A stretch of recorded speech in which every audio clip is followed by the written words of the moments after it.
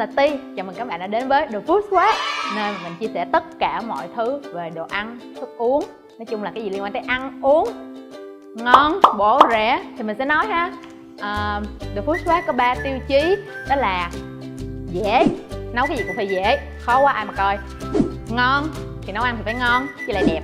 Mình phải sống ảo, thời đại gì rồi, mình phải đẹp lên để mình sống ảo. Hôm nay là tập 1, chúng ta sẽ nấu món gà nướng sốt mật ong với salad, rau củ. Mình sẽ nấu món gà các bạn ạ. Tại vì gà ngon, rẻ, dễ làm, cho nên mình sẽ nấu món gà này. Để làm món này thì đầu tiên chúng ta cần có nguyên liệu chính, đó là thịt gà. Vì về thịt gà thì các bạn mua phần nào của con gà cũng được, nhưng mà mình thấy là phần này người ta gọi là má đùi. Má đùi có nghĩa là cái phần ở phía trên cái đùi ăn KFC á, thì nó nằm ở phía trên. Theo mình thấy thì phần này á, nếu mà mình chọn á, thì sẽ rất là đẹp, tại vì người ta đã cắt rất là vuông vức ra cho mình rồi, mà nó cũng có vừa đủ thịt và da và tất cả mọi thứ luôn. Cho nên là mình nghĩ các bạn nên mua phần má đùi. Nếu các bạn thích làm cổ gà cũng được, không sao. Sau khi mình có má đùi thì nguyên liệu thứ hai mình cần đó là mật ong. Mật ong thì là mật ong thôi, mật ong mua ở đâu cũng có. Món ăn này mình sẽ ăn với một phần salad trộn. Ở cái bên thì mình có mua rau mầm và củ cải đỏ. Đây là củ cải đỏ, đây là rau mầm. Salad này thì thật ra mình cũng có thể bỏ những cái món rau khác vô, ví dụ như là rau salad rocket, rau spinach chiên vịt. Những cái loại rau đó thì trộn ăn cũng khá là hợp. Còn nếu không thì muốn rau gì cũng được hết á, luộc cà rốt lên ăn không cũng được luôn, không sao hết, tại vì quan trọng là gà mà. Sau khi đó thì mình sẽ có những món đồ nêm nếm như là dầu ô liu, hạt nêm, muối, đường, tỏi, tiêu và quan trọng nhất là nước tương. Nước tương rất là cần thiết. Vậy thôi, nguyên liệu rất là dễ kiếm, ngon bổ rẻ, sạch sẽ. Đầu tiên thì chúng mình sẽ ướp gà. Trước khi ướp gà thì các bạn cần rửa gà. Mình đã rửa rồi. Khi mà rửa xong á thì mình sẽ cắt bớt những cái phần này đi. Đó, những cái phần mà giống như là mỡ dư, rồi da dư, rồi nói chung cái gì dư, thừa thải không có trong cái món của chúng ta thì chúng ta bỏ đi. Tại vì nếu mà để mấy cái này á, tí nữa nướng á, nó sẽ chảy mỡ ra, nó rất là dơ. Mà nó dơ thì nó sẽ không đẹp. Tiêu chí của mình là gì? Đẹp. Nói nghe nè, cái bao tay này mệt mỏi quá, bỏ ra đi ha. Rồi, rửa tay rồi. An toàn vệ sinh thực phẩm là trên hết. Rồi, sau đó khi chúng ta đã lọc hết cái đồ dơ này đi rồi, chúng ta sẽ khứa gà. Khứa các bạn để ý là khứa sâu một tí, nhưng đừng làm rách da, bởi vì rách da thì sao? Không đẹp, đúng rồi. Cắt gà xong rồi, lào bếp, lào thơm. Tại vì sao? Tại vì đẹp. Sau khi mình xong, chúng ta sẽ đến phần pha nước chấm. Sốt ướp gà bao gồm 1 muỗng mật ong,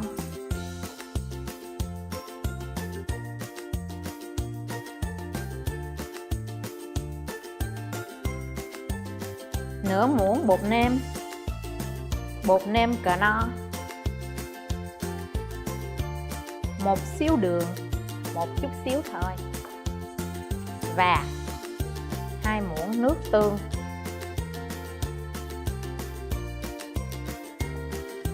Sau đó quậy lên, quậy đều. Và tiếp theo mình sẽ ướp nguyên liệu khô cho gà. Nguyên liệu khô bao gồm muối và tiêu, một chút xíu thôi, một chút xíu thôi. Tiêu cũng chỉ 1 nhúm. Mình sát vào gà. Miếng này ập lên miếng kia ập qua miếng nọ. Tiếp theo là mình sẽ ướp hành tỏi vào gà. 1 muỗng cà phê tỏi, 1 muỗng cà phê hành. Sau khi hành tỏi đã bỏ vô, mình sẽ bỏ tiếp cái hỗn hợp mật ong lúc nãy. Hỗn hợp mật ong, nước tương, đường, bột nêm á. sẽ rưới lên, rưới lên. Và mình chừa lại một chút xíu để tí nữa mình sẽ pha và quệt lên trên da gà cho nó đẹp. Sau khi bỏ vô thì mình sẽ ướp gà. Cẩn thận đừng làm rách da như mình nha mấy bạn ơi, vì rách da thì nó sẽ xấu lắm. Vỗ nó, thấm vô gà ơi, thấm đi. Rồi, vậy là xong công đoạn ướp gà. Làm nước sốt salad. Rồi, đầu tiên chúng ta cần 2 muỗng giấm, 1,5 muỗng nước tương và 2 muỗng đường. Sau đó chúng ta trộn lên. Bỏ thêm một miếng muối, một miếng tiêu. Vậy là xong rồi. Để làm món salad, chúng ta ngoài rau cỏ mầm ra thì mình có củ cải đỏ. Thì chúng ta sẽ xắt củ cải đỏ ra, xắt mỏng thôi. Cái này thì bỏ.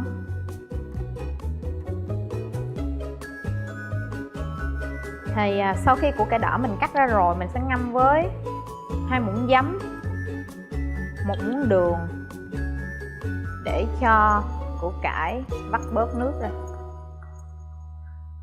gọi là pickle radish.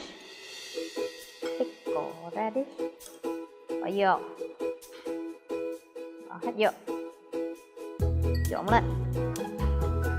Đây, chúng ta sẽ ngâm củ cải trong cái giấm đường này chỉ tầm 2-3 phút thôi. Thì một tí nữa mấy bạn sẽ thấy là cái miếng củ cải nó không có còn cứng như vậy nữa, nó sẽ mềm ra. Lúc đó thì là được rồi đó.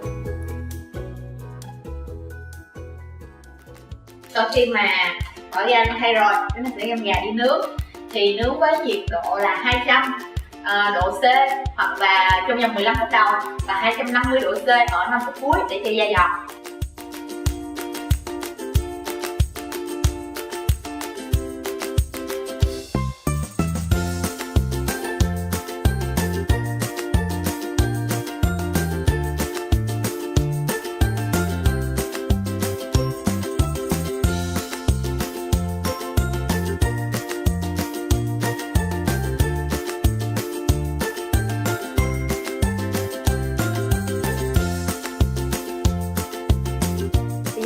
Tiếp tục đến phần trộn salad rau mầm.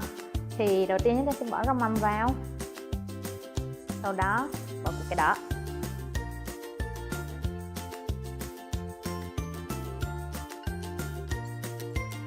có màu xanh, có màu đỏ thịt là được. Rồi cái phần nước dầu giấm lúc nãy chúng ta đã trộn á, rưới 1 muỗng thôi, hơn xíu. Trộn lên.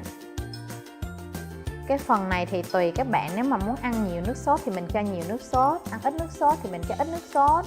Nhưng mà mình đừng có cho nhiều quá, tại vì nhiều quá một tí nữa nó sẽ mềm rau và nó sẽ giống như là xẹp xuống thì nó sẽ không có đẹp nữa. Gà ơi tới rồi, gà đã xong rồi. Cuối cùng gà đã đến rồi, từ sáng đến giờ, bây giờ mới đã có gà ăn rồi nè mấy bạn.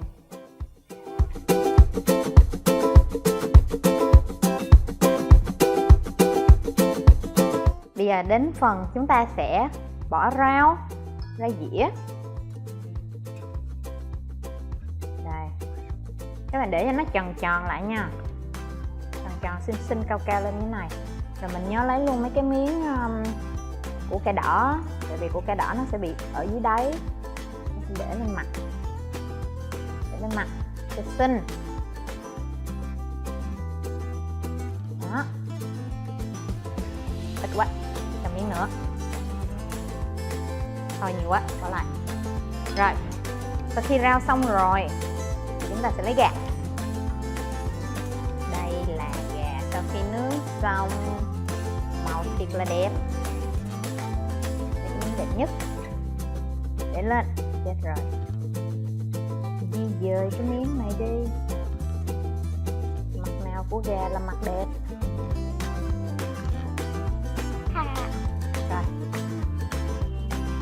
Đó. thêm một chút xíu.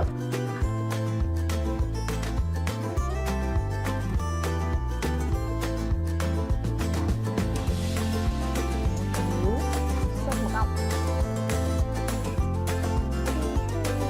Rồi, vậy là đã xong rồi. Cuối cùng là đã xong món gà nướng sốt mật ong và salad rau mầm cộng với củ cải đỏ. Tập 1 của The Food Squad đã hoàn thành với món gà nướng phô mai, không phải phô mai, gà nướng sốt mật ong và salad rau cải mầm với lại này là cái gì? Củ dền. Không phải củ dền, củ cải đỏ, củ cải đỏ. Hy vọng là các bạn sẽ có thể làm lại và ăn ngon. Tại vì dễ là dễ rồi đó, đẹp thì cũng đẹp rồi đó. Các bạn hãy cố lên nha.